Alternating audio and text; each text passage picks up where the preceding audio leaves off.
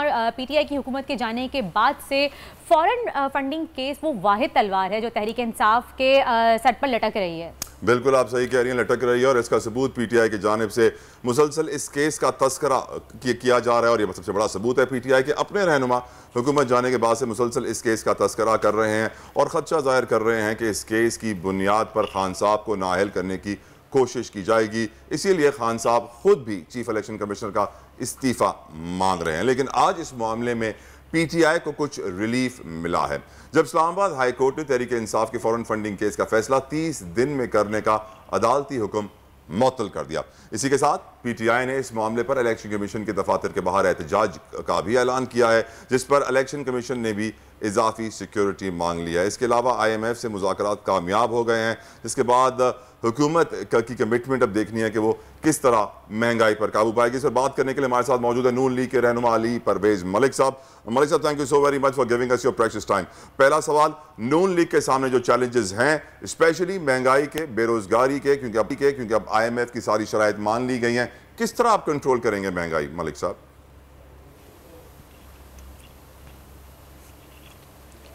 देखें जतोई साहब, पहली गुजारिश आपसे इस तरह से है कि हम लोग सब मुंतखब होकर अपने हलकों से ऐवान के अंदर पहुँचे हैं, तो हमें बखूबी इस चीज़ का एहसास है कि पिछले 3-4 साल के अंदर जो महंगाई का सुनामी आया है उससे गरीब आदमी की ज़िंदगी अजीरन हो गई थी। तो हम इस एहसास के साथ मजबूरन IMF के साथ नेगोशिएशंस में गए थे, क्योंकि मैं चंद हकायक आपके सामने पेश कर देता हूँ and then I leave it to your better judgement कि आप खुद तय कर लें कि हमारे पास क्या कोई गुंजाइश थी कि हम इसके अलावा कोई और रास्ता अडॉप्ट करते कि ना करते। जब मियां शहबाज शरीफ साहब की हुकूमत वजूद के अंदर आई है तो उस वक्त स्टेट बैंक के पास जो ऑफिशियल रिजर्व्स थे वो $11 बिलियन से कम के रह गए हुए थे, और इसके साथ साथ जो $10 बिलियन का तकरीबन रिजर्व आपके पास पड़ा हुआ था, ये वो है जो जिनको आप इस्तेमाल नहीं कर सकते, सिर्फ बैलेंस ऑफ पेमेंट सपोर्ट के लिए आपके पास मौजूद था। ये वो पैसे थे जो आपने चाइना से सेफ डिपॉजिट की शक्ल में लिए थे, जो सऊदी सेफ डिपॉजिट आपने लिया हुआ था, जो UAE से लिया हुआ था, जो कतर से लिया हुआ था। तो प्रैक्टिकली आपके पास $800-900 मिलियन मौजूद थे, और आपने ये अभी कल परसों की रिपोर्ट में भी देखा होगा कि जो करंट अकाउंट डेफिसिट, जिसको इमरान खान साहब ने हमें पिछले 3-4 साल में बताया कि ये इकलौता मेजर आपकी मईशत को भांपने के लिए होता है, तो आपने ये भी देखा कि पिछले महीने तकरीबन $1 बिलियन का नुकसान हमने वहां पे किया। तो अगले 3 महीने का अगर आप हिसाब लगा लें, आपको $3-4 बिलियन वहां पे चाहिए। इसके अलावा आपके $3-4 बिलियन के बॉन्ड्स जो हैं वो मैच्योर हो रहे थे। तो क्या वजीर आजम की अवलीन तरजीह ये नहीं थी कि 7-8 बिलियन डॉलर को फौरन सिक्योर किया जा सके, ताकि हमारे मुल्क के अंदर भी वही सूरत हाल जो हम श्रीलंका के अंदर देखते हैं कि जहां पे तेल के लिए आप इंपोर्ट करने के लिए कोई आपकी बैनुल अक़वामी जो मुल्क हैं आपकी एलसियां कबूल करने को तैयार नहीं है, जहां पे आपका कुकिंग ऑयल इंपोर्ट करने के लिए आपके पास कोई काउंटर पार्टी मौजूद नहीं है। तो ये वो अवलीन तरजीह थी जिसके ऊपर हमें मजबूरन आगे इस मामले को लेकर चलना पड़ा और IMF के साथ निगोशिएशंस को इंगेज करना पड़ा और उनके साथ कंक्लूड करना पड़ा। अब जब आप IMF के साथ निगोशिएशंस के अंदर गए हैं और आपने उनसे ये सोर्स ऑफ फंडिंग से ज़्यादा उनका जो सर्टिफिकेट जो आपको ज़रूरी होता है कि आप बैनुल अक़वामी दुनिया से जाके फिर अपनी जो फाइनेंसिंग के लिए जो मौके होते हैं उनको सिक्योर कर सकें, उस सर्टिफिकेट के पीछे जो हमने ये निगोशिएशंस की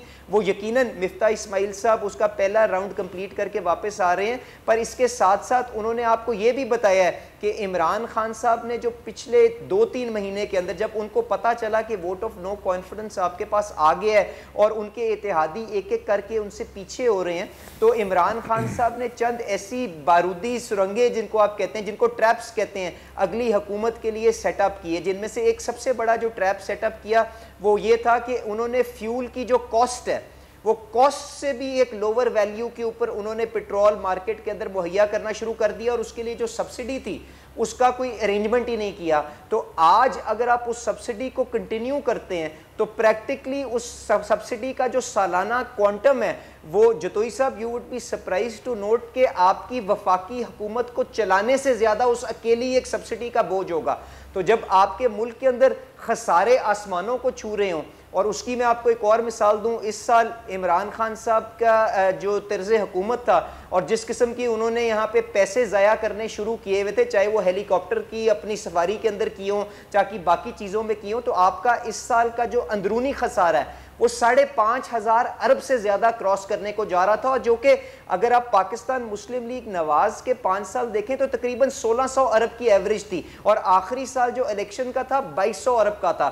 तो इस सूरत हाल में हमने कोशिश की है कि जो कम से कम तकलीफ हम आवाम तक पहुंचा सकें, उनको शील्ड करते हुए हम ये फाइनेंसिंग सिक्योर कर लें ताकि मुल्क को दिवालियापन से बचा लें। तो ये वो प्रायोरिटी थी जिसको हम आगे लेके चल रहे हैं। अब हमारी कोशिश होगी कि हम जो फलसफा था इमरान खान साहब की हुकूमत का उसको बदलें, क्योंकि इमरान खान साहब ने अपनी ATMओ के नवाजने के चक्कर के अंदर सारे का सारा बोझ आम तबके के ऊपर डाला हुआ था। मलिक साहब sorry to interrupt please, measures जो लेके आने पड़ेंगे, जो ये नए रेवेन्यू मेजर्स।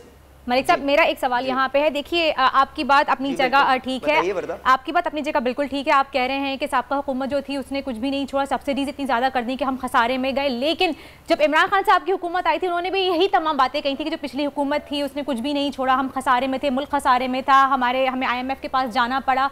हुकूमत जो भी नई हुकूमत आती है वो साबका हुकूमत के बारे में तमाम यही बातें करती है, लेकिन आवाम को फिर भी महंगाई का बोझ ढोना पड़ता है। आज भी यही हुआ, सब्सिडीज खत्म कर दी गई हैं, मुल्क भले से खसारे में, लेकिन आप लोगों ने सब्सिडीज खत्म कर दी हैं मिफ्ता इस्माइल ने, जिसकी वजह से दोबारा से महंगाई बढ़ेगी मजीद। तो आवाम को तो कहीं रिलीफ नहीं मिला। आप लोगों ने महंगाई मुकाओ रैली निकाली थी, इसी बेसिस पे साबका हुकूमत को खत्म किया गया था। तो अब भी तो हमें महंगाई का ही मुंह देखना पड़ा, ऊपर से बिजली का बहरान, गैस का बहरान, उसका क्या करें?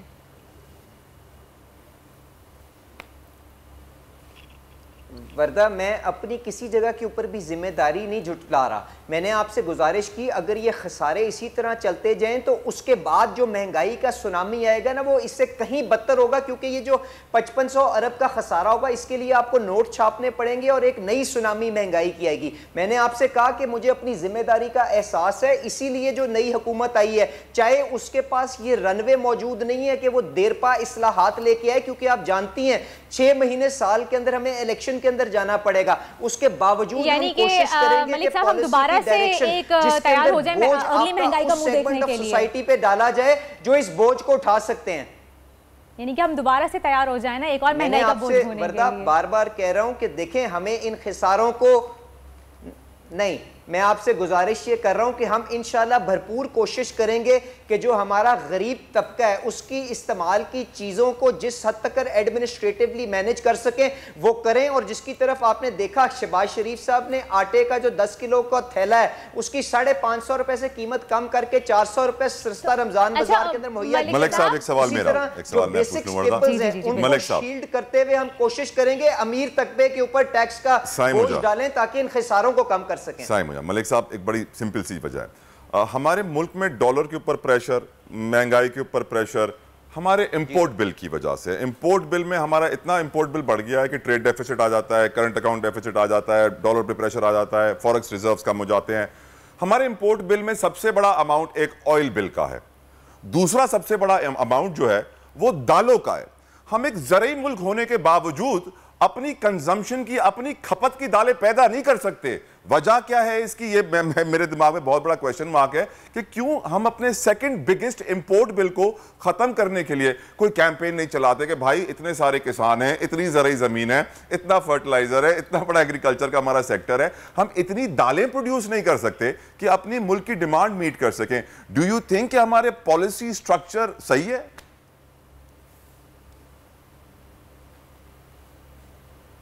जतोई साहब आपने बिल्कुल ठीक प्रॉब्लम को आइडेंटिफाई किया। मैं I will just try to give some numbers to this question that you have posed. हमारा इस साल जो इंपोर्ट है तकरीबन 75 to 80 बिलियन डॉलर्स के ऊपर टच करेगा। और आपने बिल्कुल ठीक कहा, सबसे बड़ा हमारा इंपोर्ट आइटम होगा जो तेल हम इंपोर्ट करते हैं तकरीबन 20 बिलियन डॉलर का। उसके बाद आपने दालों की तरफ इशारा किया, मैं आपसे कहूंगा इसको एनालिसिस को थोड़ा सा बड़ा कर लें। हमारी जो एग्रीकल्चरल प्रोडक्ट्स है ना, इसके अंदर फूड आइटम्स भी और उसके अलावा कॉटन वगैरह भी अगर आप ये देखें तकरीबन हम 12 से 13 बिलियन डॉलर की इंपोर्ट करने जाएंगे। और उसकी बुनियादी वजह यह है कि एक तो हमने अपने एग्रीकल्चर के अंदर अपनी यील्ड्स के ऊपर काम नहीं किया। आज मैं आपको छोटी सी मिसाल दूं, कॉटन की जो यील्ड यील्ड है जो चाइना के अंदर, हमारा वो एक देरपा दोस्त भी है, भाई भी है, उसने हर तरह की हमें मदद की है। आज जो चाइना के अंदर कॉटन की यील्ड है वो पाकिस्तान से 2 गुना ज्यादा है। तो अगर हम ये यील्ड कैचअप कर लें तो ना सिर्फ हम ये इंपोर्ट की रिक्वायरमेंट भी खत्म कर देंगे, पर इसके साथ साथ हम एक्सपोर्ट की अपॉर्चुनिटीज भी बढ़ा लेंगे। इसी तरह दालों के अंदर भी मसला है। इसी तरह एक और बहुत बड़ी चीज मैं आपको बताऊं, पाम ऑयल जो खाने पीने का तेल है जो हम इस्तेमाल करते हैं, $4 बिलियन का तकरीबन इस साल हम इंपोर्ट करेंगे। वो सिर्फ इसलिए कि हमने अपनी जो चीनी माफिया को रिवॉर्ड करने के लिए अपना सारे का सारा एग्रीकल्चर का ध्यान गन्ने के ऊपर लगाया हुआ है, और वो कॉटन सीड, सनफ्लावर और वो जो बाकी क्रॉप्स जिनके साथ आप ऑयल सीड्स एक्सट्रैक्ट कर सकते हैं और लोकल ऑयल मैन्युफैक्चर कर सकते हैं, उनको निगलेक्ट किया है। पर मैं आपसे जतोई साहब बाद में बार बार यही बात कर रहा हूं कि प्लीज अंडरस्टैंड, इस हुकूमत के पास रनवे कितना मौजूद है। ये देर पा शायद वो इस्लाहात ये हुकूमत नहीं कर सकती। हमें तो फौरन डिफॉल्ट से बचाना है, उसके बाद इत्तेफाक राय के मलिक साहब, हमारी दुआएं आपके साथ हैं, आपको ज्यादा टाइम मिले, ज्यादा रनवे मिले और आप आवाम की मुश्किलात कम कर सके और महंगाई पर काबू पा सके। आपका बहुत बहुत शुक्रिया, आपने अपना कीमती। लेकिन एटलीस्ट मुझे इस बात की बड़ी खुशी हुई कि मलिक साहब बखूबी वाकिफ हैं तमाम तरह सिचुएशन से। वो जानते हैं कि पॉलिसी स्ट्रक्चर इंप्रूव होना है, रनवे उनको चाहिए बड़ी उड़ान भरने के लिए। अब देखना यह कितनी बड़ी उड़ान भरेंगे। सब्सक्राइब करें और बेल दबाएं ताकि कोई खबर रह न जाए।